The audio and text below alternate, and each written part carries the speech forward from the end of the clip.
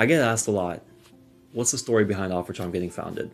I'm going to bring you back to a story that happened about 7 years ago when OfferCharm was founded. There was a lady named Cheryl. She wanted to sell her townhome here in Orlando. Her daughter lived in the home.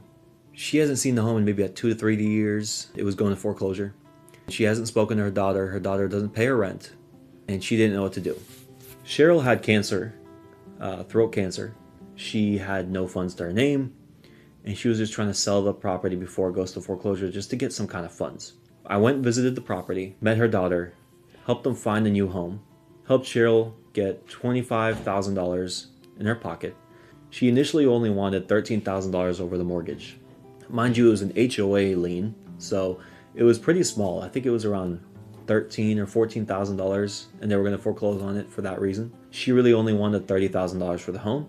It didn't sit right with me to just give her that $30,000. So the deal was, it was a good deal, but the lady needed the funds, and we offered her $42,000. Closed on the home in about 2 weeks, and 6 months later, I get a random phone call from Cheryl.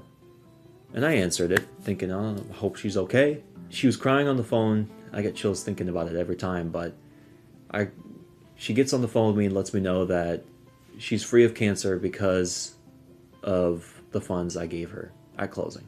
And ever since then, we've seen sellers get hurt by other cash buyers that aren't really ethical or honest, changing the price on them a week before closing, charging closing costs to them when they shouldn't have, hoping the seller doesn't catch on.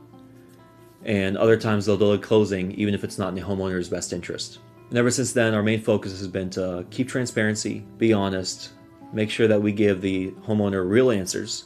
Even if that means that a cash buyer is not the best option for them, at least give them the other options as a professional. Should you rent the home? Should you list it on the open market? Should you sell it to a cash buyer?